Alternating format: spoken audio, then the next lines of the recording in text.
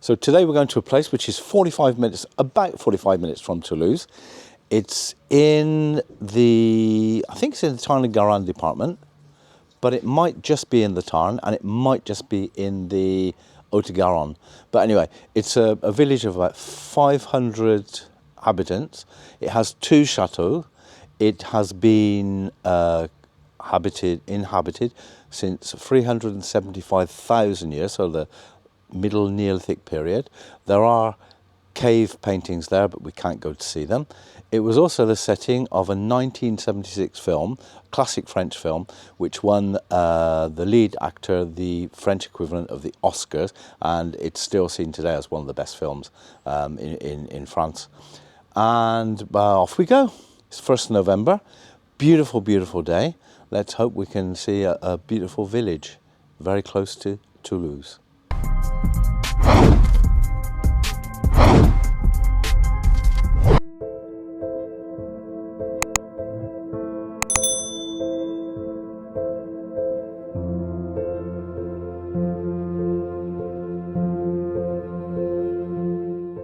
Dominating the valley and the gorge of the Aveyron is this chateau, or should I say these chateaux, because as we'll find out, there are 2 chateaux in Bruniquel.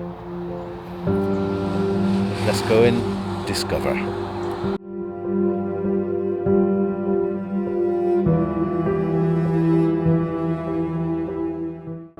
So we are at the village of Bruniquel.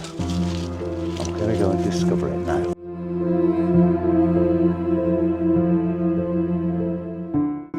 Interesting fact, or maybe an interesting question for you. Why do all stone medieval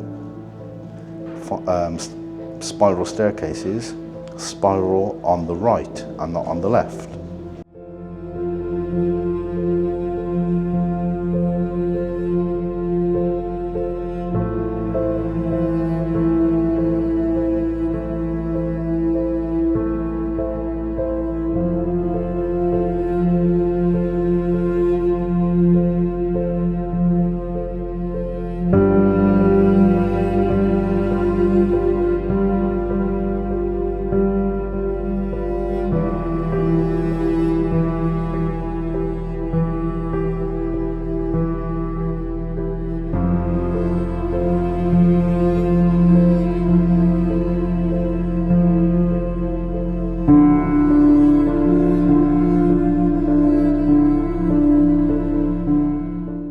This is the church of Notre-Dame de l'Assomption de Bruniquel. It was 13th century when it was built,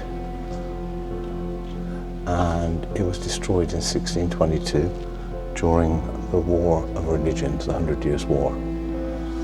And this particular one was rebuilt in 1627.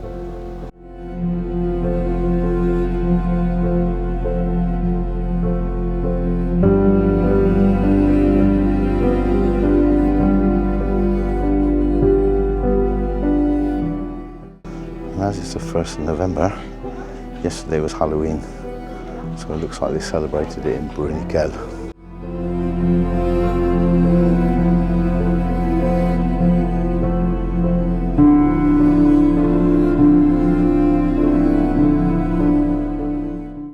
This is the gate going up to the chateau.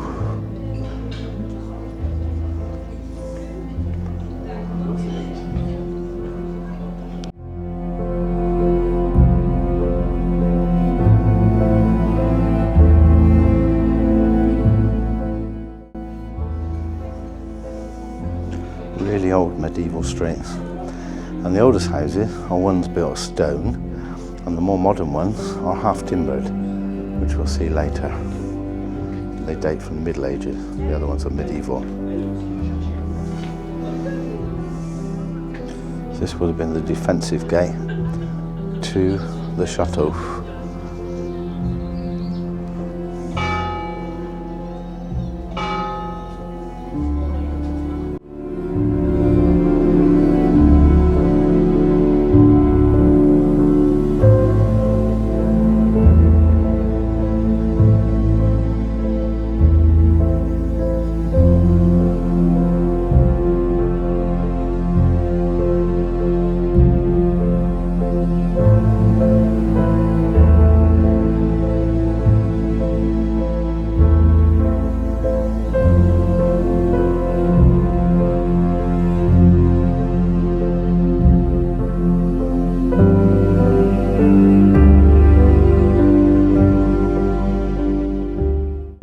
as you can see, the chateau dominates the valley. You can see everything from all around.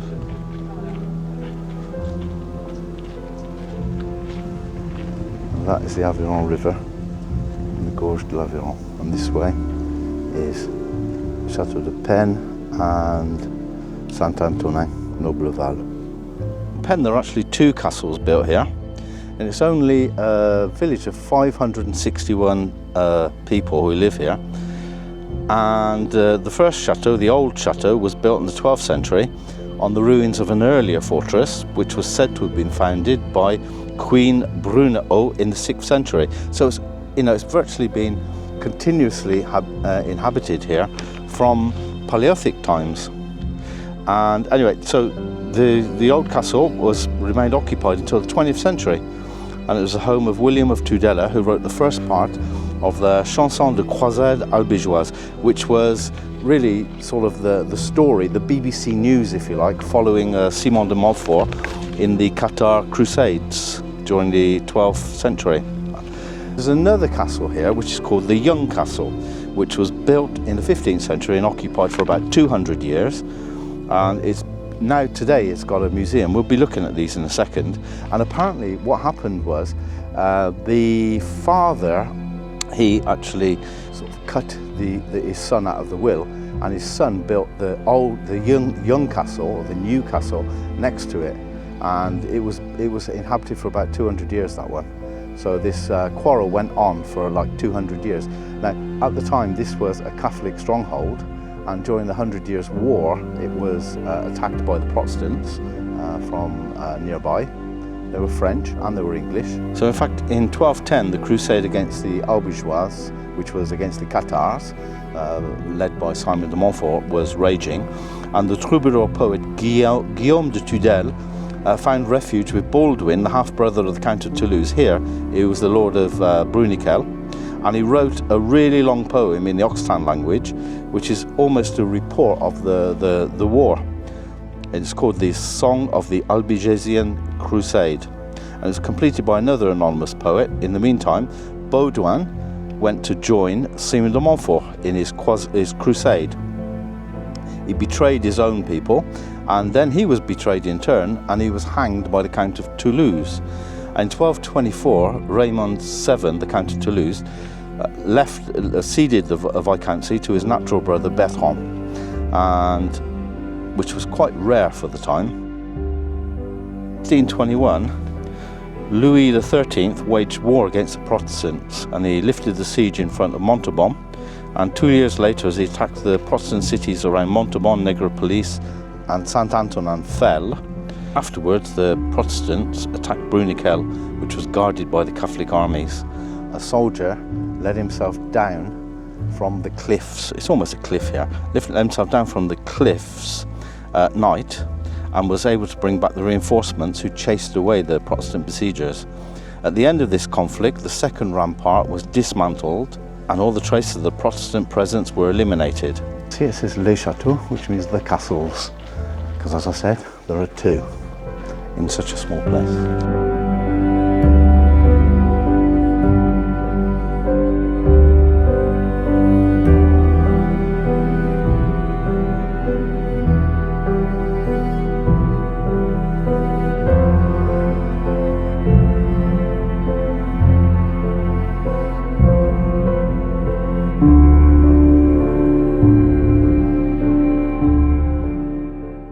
So this was one of the kitchens of the castle, and here was the bread oven.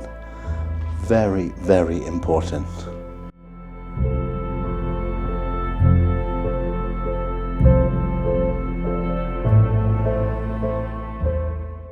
So you've got France, the kings, Toulouse, and Bruniquel. And Bruniquel starts from the Carolingian about 850, going right the way up until Mafra, Roger, which was one of it was the one that actually, when the person that owned the chateau, the Count, decided to disinherit his son, he gave it to his cousin, which was Roger Mafra.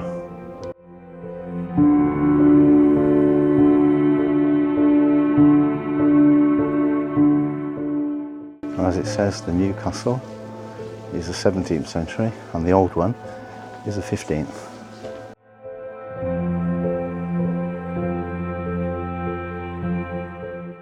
So this castle was also the backdrop of a film, a 1976 film, which won the equivalent of the French Oscars, the César, for Philippe Noiret and Romy Schneider. Now the story was, I think it was based or it's, you know, sort of inspired by the atrocities that happened in Ordos-sur-Glane.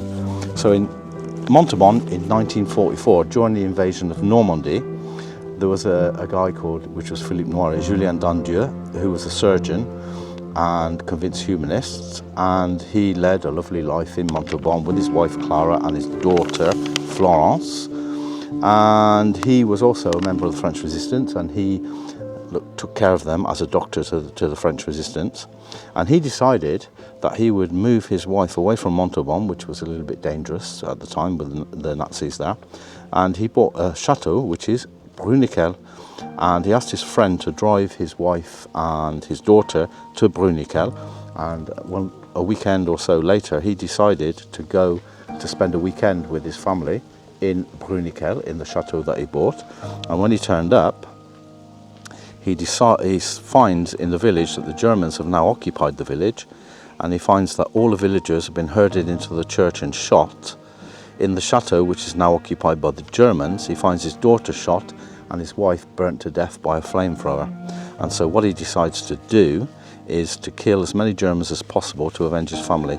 And he takes an old shotgun that he used as a child while hunting with his father in the area, and he sabotages the chateau's bridge before he starts to kill them, which was their escape route, to kill them one by one. And the final scene, in fact, we might see it afterwards, he basically kills everybody, and then he goes after one of the SS officers with a flamethrower which killed his wife, and he used it to kill the leading SS officer, and he was about to commit suicide. Anyway, it was the resistance. We will see where in the film they actually did the fire, and it got a little bit out of control, and apparently there's still traces of it here now. Anyway, the French resistance came and they got him, and American soldiers collected the dead, and Dandieu is picked up by his friend François, but he suffered a nervous breakdown. It's a great film. In French it's called Le Vieux Fusil, and in English, if you ever get a chance to watch it, it's called The Old Gun or Vengeance One by One. 1975 film, French West German film, West Germany at the time. But well worth watching. And when you come here, it's quite, brings it back a little bit. But it was a fiction, but it was based on the atrocities of Ordos-sur-Glane. In the 19th century, the village got quite rich actually, and it was really propelled into the industrial world by the building of a train line nearby, which was a bit of a black hole financially. But here they used to quarry iron ore down below, not in the village but down below, and they would also there's a big forest called Gracinia. There was wood of that, and they also used to grow saffron around about here. And that, I think, opposite there is part of the wood called the Forêt de Gracinia. And this, in fact, if you ever come to Bruniquel, you've got lots and lots of stuff to do, because it's on a thing called the Circuit des Bastides. And there's other villages such as Saint-Antoine-Nobleval, which isn't very far, but the first one you come to is called Pennes d'Albigeois, and around there is also Puy-Celle-Cie. Well, Cord-sur-Ciel is not too far. There's lots and lots of little villages like this, built on top of a sort of a mound or a hill or a small mountain or whatever, which was well defended, and which also suffered during not only the crusade against the Albigeois, but also in the 100 Years' War, in the War of Religion.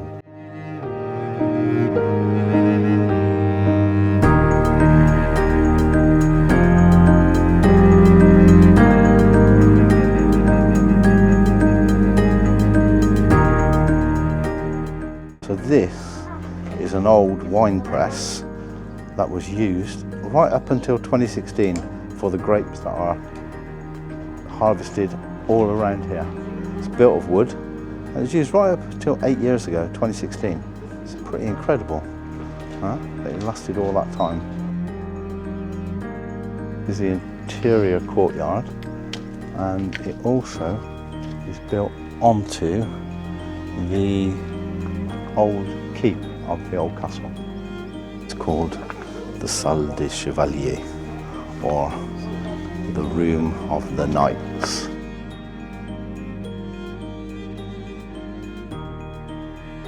And this knight's room, Salle des Chevaliers, dates from the 13th century. And in fact, not too far from here, there is a commandery of the Knights Templiers, the Knights of St. John, where they would have stopped on their way down to Jerusalem.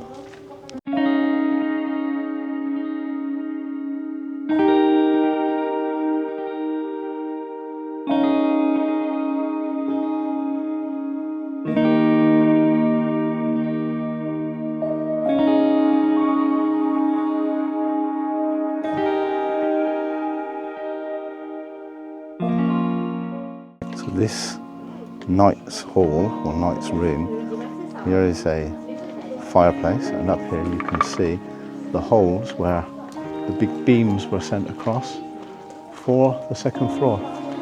But this was a stronghold for the Protestants until it was taken back by the Catholics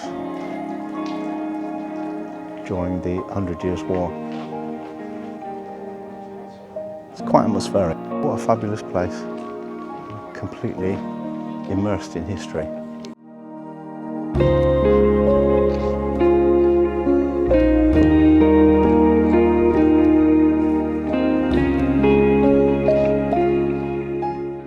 So this is called Bruniquel Tower, and it used to be 8 meters tall. It's now 2.5 meters tall. The rest of it was destroyed during the religious wars. And Bruniquel was the queen who founded Bruniquel in 587, and she died in 613 when her hair was tied to the tail of a wild horse, and she was dragged through the streets and she died. It seemed to be quite a torture of choice at the time.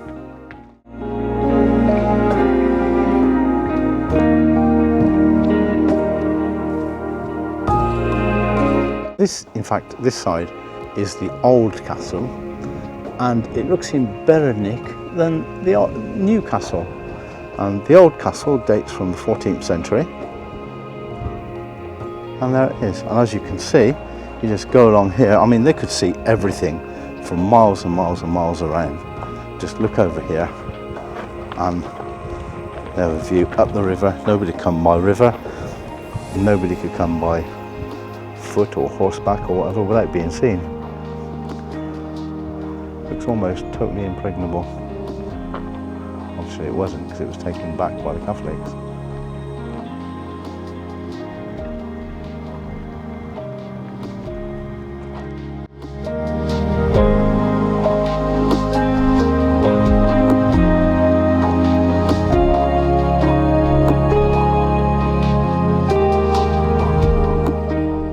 Well, looks like it's a really old one, you know. It mixes in quite well with all of this medieval stone and stuff. But in fact, this well was built for the 1975-76 film, The Vieux Fusil, and it stayed here because it looks good, I suppose. But in fact, underneath the well, there is a cistern which was used, like a big tank if you like, to keep rainwater for their needs for fresh water.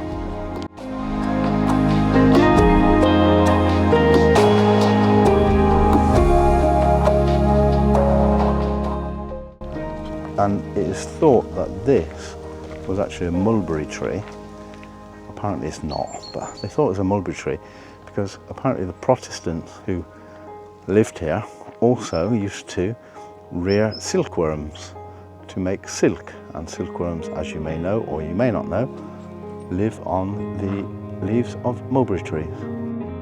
The old castle.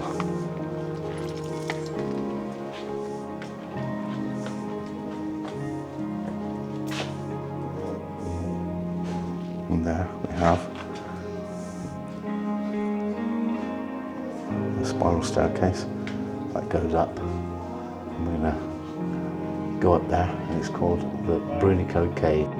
Some caves around here with cave paintings and remains of a skeleton. You can't go there, stalactites, and also the remains of fire, which the prehistoric men used. It was 176,500 years ago. So it's pretty amazing, but we can't see it.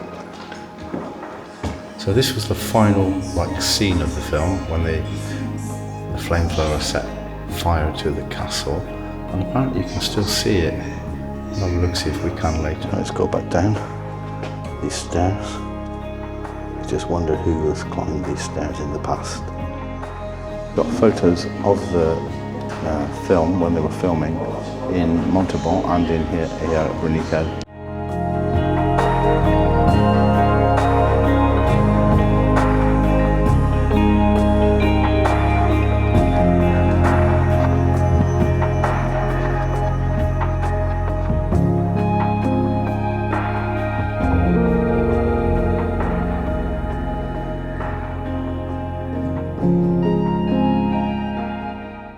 Really a beautiful region.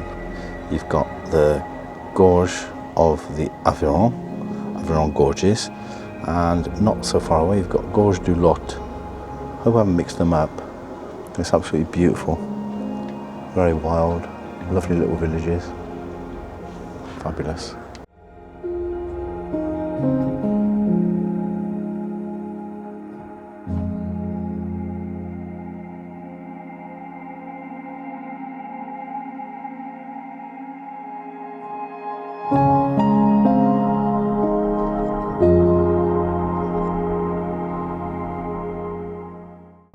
Could be where the vestiges of the fire are, which was the final act in the film, if you like, and which got out of hand. And here, it's not explained, there's a stone sarcophagus. Don't know what that is.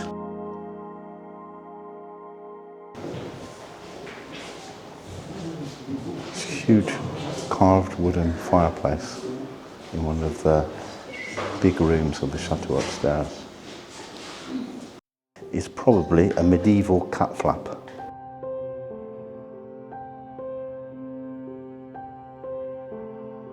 The reason that staircases, medieval spiral staircases, spiral to the right is so that the defender, who could be attacked at some point, has their sword in their right hand as they're going up or coming down. If it was left, it would be in their left hand, which, you know, a bit sinister, if you know what I mean.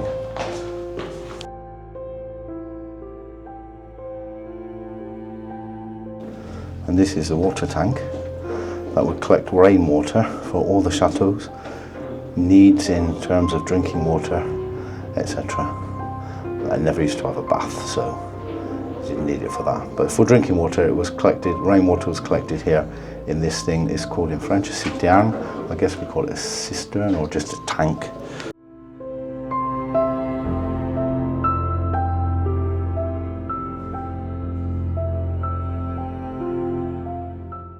As in all the exits, you get out to see the valley and the river. There's some mysteries, like this big hole, and like this, don't know what it is, some sort of tank made of stone with a hole in it.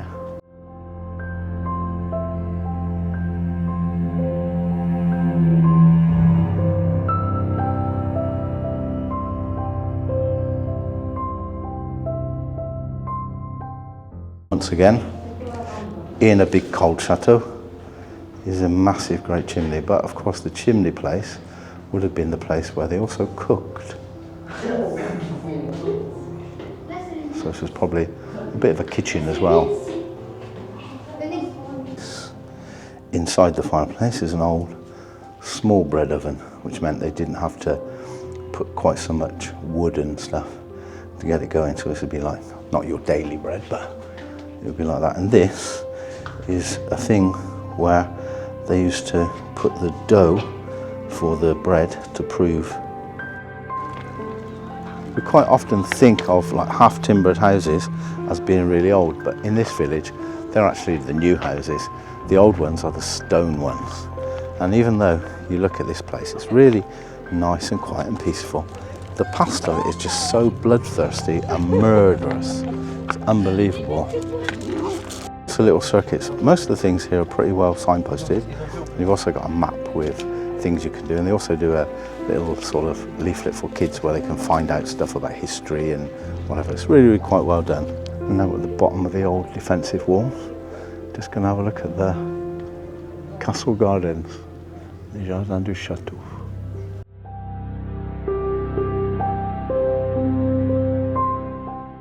Really nice walks. Now it's 23 degrees, and I just have to repeat that it is the 1st of November.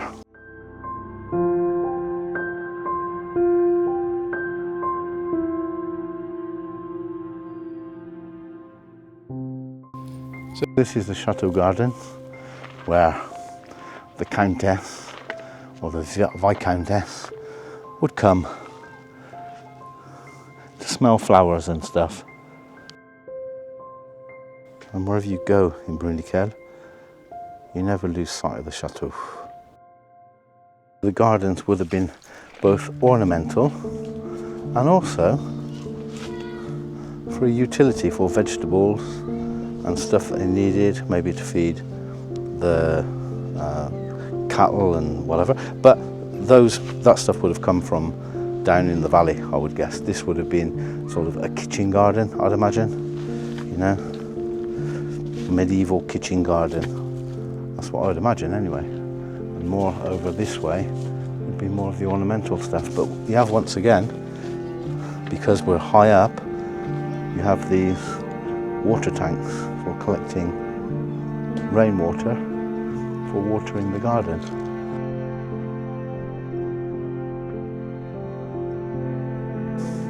This was probably one of the entrances, not the main fortified entrance, but it's one of the entrances to the castle.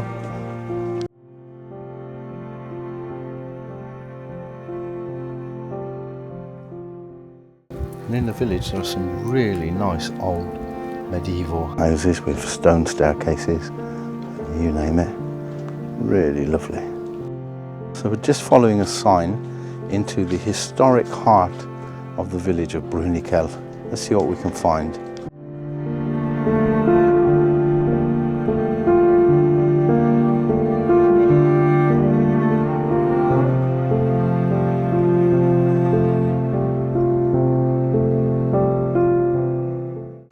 There's a museum here. I'm not sure we can go down there, but we'll have a look. Anyway.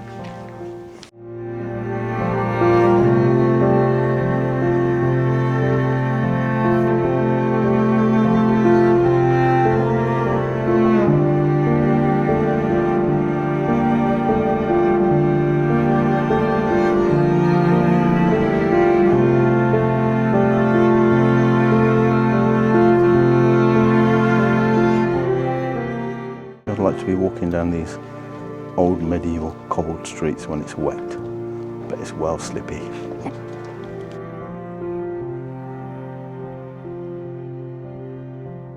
Just ahead, up there, we can see the old clock tower. And there you can see a medieval Jack Russell coming down the road. Jack Russells were used to guard the chateau for 300 years. Newer stuff, this only dates from 1765, 66. The light is absolutely delightful here against this honey coloured stone. Beautiful.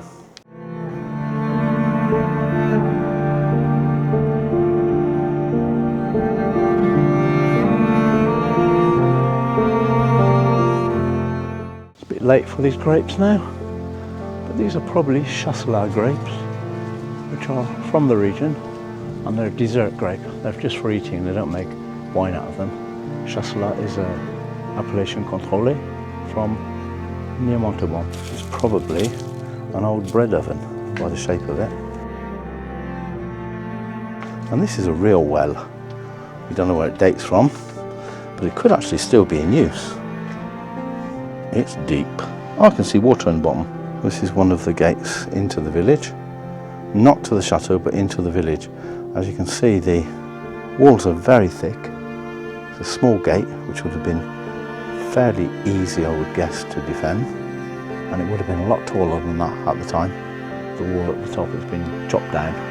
Right, let's go back down to the village.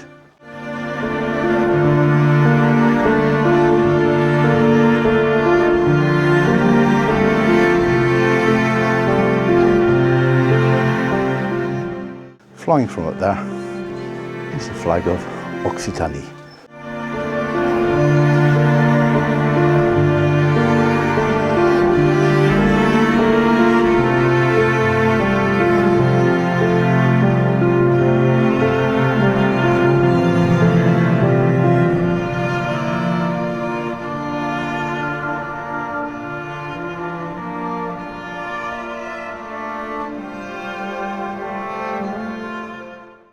As I said, it's a lovely place, but if you've got mobility problems, it's going to be pretty difficult.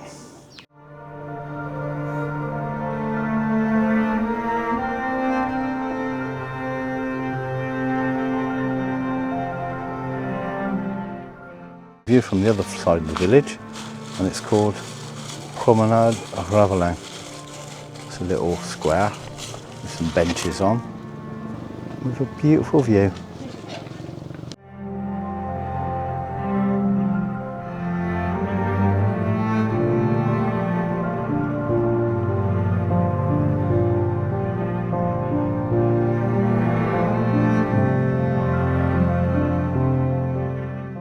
So from this little village in the First World War, they lost 18 people to the First World War between 1914 and 1918. Just a little village like this.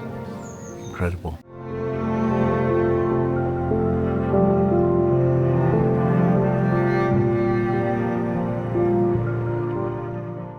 So what about the visit of Bruniquel?